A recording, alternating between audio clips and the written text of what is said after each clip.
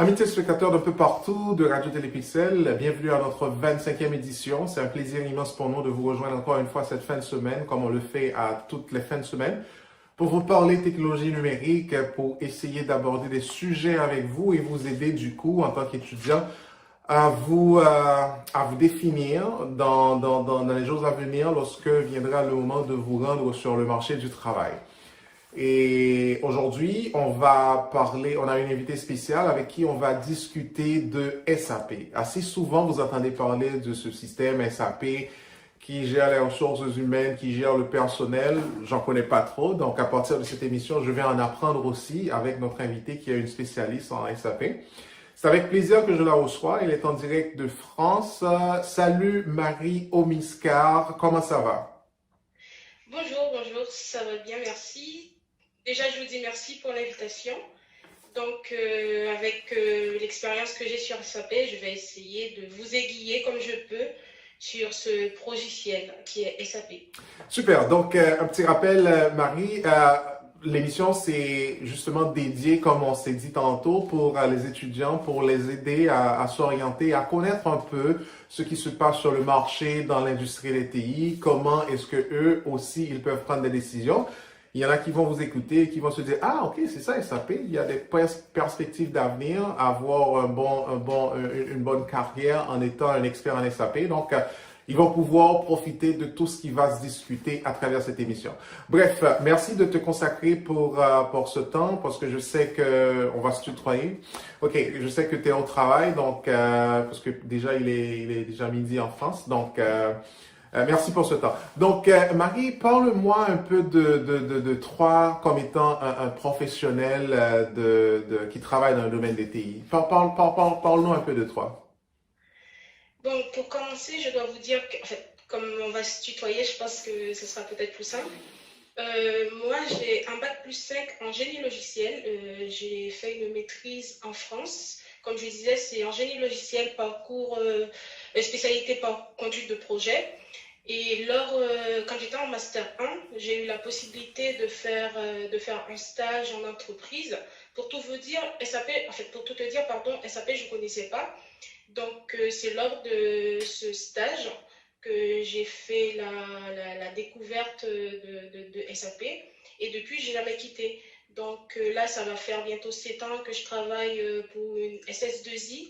SS2I, il faut voir ça comme une société de services en ingénierie informatique. Donc, par exemple, là où je travaille, il y a plusieurs pôles. Il y a bien évidemment le pôle SAP, dont je fais partie. Il y a également un pôle Java. En fait, il y a un peu de tout. C'est vraiment des services qui tournent autour de l'informatique. Donc, quand on dit SS2I, souvent, c'est des clients, que ce soit mais de gros clients ou de petits, qui font appel à nous pour gérer leur système SAP ou autre. Donc, voilà. Donc, comme je disais, ça fait 6 ans, ça va faire 7 ans que je travaille pour cette boîte. Et puis, on apprend tous les jours. Ce qui est bien avec SAP, même si on peut avoir le profil d'un senior, mais ça ne veut pas dire pour autant qu'on maîtrise SAP. Donc, là, on va en parler un petit peu plus de ce que c'est exactement. Mais l'avantage avec SAP, on apprend tout le temps. Ok, On n'a jamais fini d'apprendre avec SAP. justement, donc ceci introduit notre deuxième question qui va un peu simplifier l'affaire. On parle de SAP. C'est quoi exactement SAP? Quand quelqu'un entend parler de ce logiciel, qu'est-ce que je dois avoir en tête? Comment est-ce que tu peux dire aux gens qui nous écoutent, SAP, c'est quoi? Ce qui est bien dans ta question, pardon, il y a déjà un début de réponse. Déjà, c'est le fait de pouvoir différencier SAP et un logiciel. Comme tu viens de le dire, SAP, c'est un logiciel de gestion intégrée. Donc, ce qui est différent d'un logiciel, un logiciel, c'est un petit peu spécifique, c'est sur mesure pour un client, tandis que SAP, c'est plutôt standard. Donc, pour parler de façon plus claire de ce que c'est exactement SAP, comme je disais, SAP, c'est un logiciel de gestion intégrée, c'est-à-dire c'est un système d'information qui permet de gérer et de suivre au quotidien l'ensemble des informations et des services opérationnels d'une entreprise. Ce qui veut dire, avec SAP, on a la possibilité de couvrir un large périmètre de gestion d'une entreprise, ce qui veut dire tout ce qui est la gestion de stock, tout ce qui est la gestion des achats, tout ce qui est la comptabilité financière, avec SAP, on est en mesure de gérer tout ça pour une entreprise. Donc, ce qu'il faut savoir, SAP est divisé en plusieurs modules. En fait, en général, les gens ils disent SAP, mais à l'intérieur de SAP, il y a plusieurs modules. Il faut voir que il faut considérer chaque module comme un composant fonctionnel. Ce qui veut dire si pour gérer tout ce qui est achat, là, on va faire appel au module MM.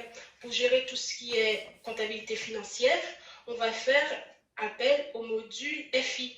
Donc, ce qu'il faut savoir, un consultant SAP, il va se spécialiser dans un ou plusieurs modules, mais un consultant SAP ne peut pas vous dire, moi je connais SAP de A à Z, ça n'existe pas. Donc, ce qui est bien, c'est qu'on a la possibilité, avec SAP, on a la possibilité, comme je disais tout à l'heure, avec SAP, on a la possibilité, mais vraiment gérer tous les composants qu'une entreprise peut avoir. Ok, super. Ça, c'est un avantage non négligeable. Ok, c'est un peu large. Donc, en termes clairs, c'est un produit générique.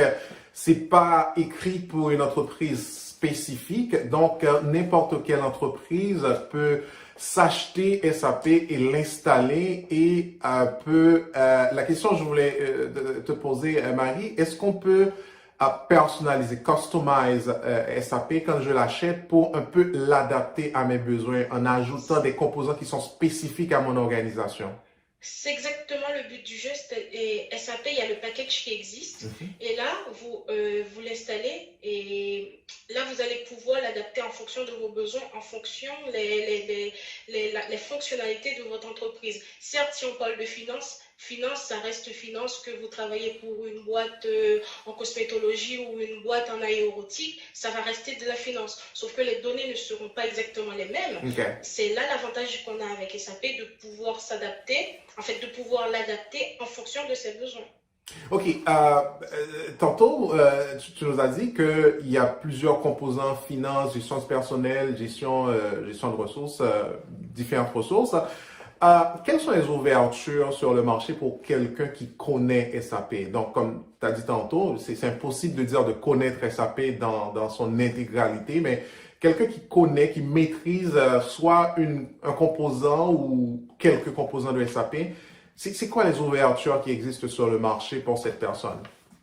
L'avantage qu'on a avec SAP, c'est un milieu où on ne peut pas parler de chômage. C'est-à-dire quelqu'un qui connaît SAP, je ne dirais pas que c'est impossible, mais c'est rare d'entendre quelqu'un qui connaît SAP de se dire moi je suis au chômage. Ça n'existe pas, je pense. Déjà, moi je parle pour la France, après ailleurs je ne sais pas trop comment ça se passe, mais en France c'est un peu ça. Donc en matière d'ouverture, ce que j'ai oublié de noter, il y a le package SAP dans lequel il y a tous les composants fonctionnels dont j'ai cité, mais il y a d'autres outils qui ont été développés toujours par les développeurs de SAP. C'est des outils de reporting et d'analyse. Moi, personnellement, je n'ai pas travaillé avec les composants fonctionnels dont j'ai cité. Je travaille plus avec, par exemple, ce qu'on appelle SAP BW. Ça, c'est un outil d'analyse et de reporting qui permet à l'utilisateur de prendre ses décisions. Donc, moi, je travaille avec SAP BW ou bien SAP BI 4. Pour ceux qui connaissent, c'est des outils qui ont été développés par les développeurs de SAP. Donc, pour revenir à ta question, quelqu'un qui connaît SAP, on ne peut pas parler de chômage, il peut travailler chez le client, c'est-à-dire là, il va travailler directement avec le client, il peut travailler en SS2I, ce qui est mon cas, il peut travailler en freelance, il peut travailler un peu partout. Dès que ça touche avec SAP, cette personne peut travailler, mais vraiment n'importe où. Il n'y a vraiment pas de problème d'ouverture pour quelqu'un qui connaît SAP. Une petite question pour toi, Marie. Est-ce que normalement SAP, en fait, connaissant la taille de ce logiciel, est-ce que je dois avoir une grande entreprise de grande taille pour pouvoir installer SAP ou n'importe quelle petite entreprise peut l'utiliser ou quelques modules de SAP?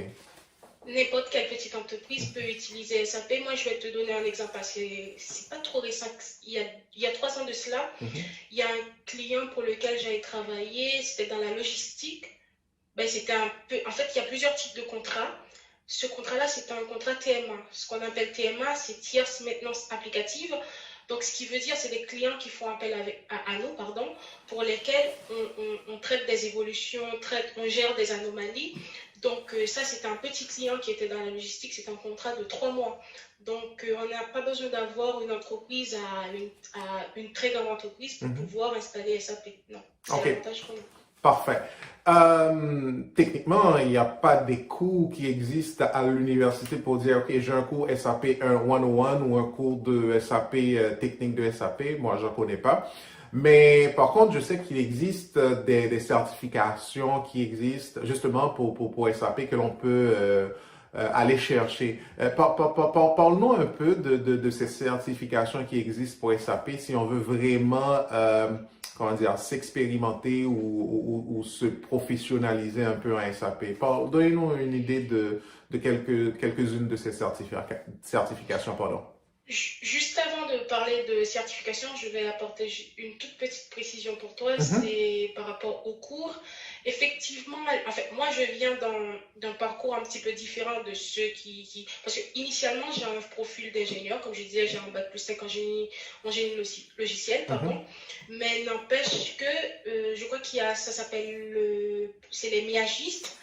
Je crois qu'à l'université en France, pour tous ceux qui ont le parcours de miage, ils ont un cours sur SAP. Bon, ils ont pas, c'est pas comme si tout de suite après ce cours, ils seront en mesure de travailler en entreprise, c'est pas ça. Mais ils ont une approche de SAP, ce qui est plutôt bien. Okay. Donc, pour revenir, pour tous ceux qui veulent s'expérimenter ou bien travailler avec SAP, il faut passer vraiment par SAP. Je ne pense pas qu'il y a d'autres instances qui ont la possibilité d'offrir ce genre de cours. Mais nous, par exemple, dans mon entreprise, et c'est pareil pour les autres entreprises, à chaque fois qu'il y a une nouvelle version qui sort, ou bien à chaque fois qu'il y a une formation à faire, soit on le fait en ligne, ou bien on est obligé de se déplacer, mais vraiment pour aller dans les locaux de SAP pour pouvoir suivre ces formations. En fait, c'est des formations, mais c'est des certifications qui sont faites par des professionnels, par des techniciens, mais vraiment de SAP. Donc, qui sont là en France, en Belgique, un peu partout, et pour dispenser ces cours, comme je disais, soit en ligne, soit dans leurs locaux. Ah, ok, parfait. Vas-y. Une petite chose avant de finir, c'est moi, il y a 6 mois de cela, non, même un peu plus, 6 mois maintenant, c'était l'année dernière, j'ai obtenu une certification sur SAP BW for HANA. C'est ce qu'on fait de mieux actuellement en matière de version. Donc, comme je disais tout à l'heure, il y a un autre outil d'analyse et de reporting qu'on appelle SAP BW. Mais maintenant, la version la plus récente, c'est SAP BW for HANA. HANA, c'est une base de données qui, en matière de performance, qui est un petit peu, en fait, qui a une technique qui est un peu différente par rapport à ce que faisaient les autres bases de données. Là, c'est plus un accès en mémoire. C'est ce qu'ils appellent, in memory. Donc, moi, j'ai une certification sur SAP BW for HANA que j'ai eue tout récemment. Okay. Je voulais juste souligner ça. Ok, super. Félicitations. Hein. Alors, est-ce que ces certifications, c'est de façon, je dirais, récurrente qu'on vous demande de les avoir ou quand tu as cette certification, tu l'as pour une date déterminée ou il y a une date d'expiration pour cette certification? Belle question, j'aime bien cette question. Effectivement, chez SAP, il y a certaines certifications qui ont une date limitée, qui ont une durée. Mais celle que j'ai eue, elle n'a pas de durée, c'est-à-dire je l'ai à vie. Mais en me concernant, j'ai été obligée de la passer parce que j'allais changer de projet, en fait, l'entreprise pour laquelle je travaille venait tout juste de gagner un nouveau contrat. Et le client, il avait cette petite exigence, il souhaitait que ses consultants, plutôt les consultants qui vont travailler sur son projet, aient une certification. Donc c'est pour ça que l'année dernière, je n'avais pas trop le choix. C'est pour ça que je l'avais passé l'année dernière. Mais de façon générale, les gens ils passent les certifications s'ils ont un besoin ou bien s'il y a une demande, mais c'est pas comme passer le bac où on est obligé de le passer. Marie, tu as une formation en génie logiciel et dis-nous pourquoi est-ce que tu as décidé de choisir une carrière en SAP? Qu'est-ce qui t'a incité à te diriger vers cette voie? Bon, et je m'attendais un petit peu à cette question. Comme je le disais, c'est que SAP, initialement, je ne connaissais pas. je me rappelle, en fait, et quand j'étais en Master 1, il y avait la journée de l'entreprise, et ce qui veut, à l'université, pardon, ce qui veut dire il y avait des entreprises qui étaient venues à l'université pour recruter de nouveaux stagiaires. Et du coup, moi, je suis allée un petit peu au culot, désolée pour l'expression, et puis je suis allée, je me suis présentée. Effectivement, j'ai pu décrocher un stage. Et quand je suis arrivée à l'entreprise, je savais mais vraiment absolument pas ce que c'était SAP, mais j'ai eu la chance de travailler avec une équipe. Dans cette équipe, eux, ils connaissaient déjà SAP parce qu'ils faisaient déjà le travail, mais ils venaient tout juste de, en fait, l'entreprise venait tout juste de gagner un contrat. Donc l'avantage, c'est que certes, je ne connaissais pas SAP, mais j'ai eu la possibilité de monter en compétence sur les fonctionnalités du client au même moment, en même temps, pardon, en même temps que les autres consultants qui étaient déjà dans la boîte. Donc ça a commencé comme ça et j'ai aimé, j'ai pu monter en compétence au fur et à mesure. Et puis depuis, je suis jamais partie, j'ai jamais quitté SAP. Excellent. Marie, je sais que tu as un peu commencé tes études en Haïti, ensuite pour les poursuivre en France pour avoir justement cette formation en génie logiciel pour devenir un professionnel en SAP. Dis-nous, comment ça a été ton intégration dans l'industrie des TI en Europe?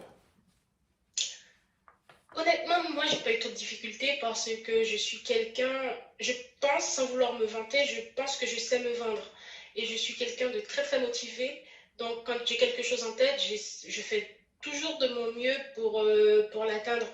Donc, moi, quand je suis arrivée en France, j'ai eu un petit peu de mal au niveau à l'université, ce qui est normal parce que on va dire les choses telles qu'elles sont. Le niveau n'est pas tout à fait le même.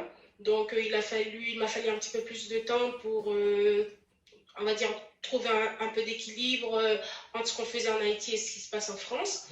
Mais sinon, après, j'ai fait ce premier stage et je pense que depuis ce premier stage, j'ai pu convaincre les responsables de l'entreprise en question. Du coup, en M2, j'avais l'obligation de faire un deuxième stage.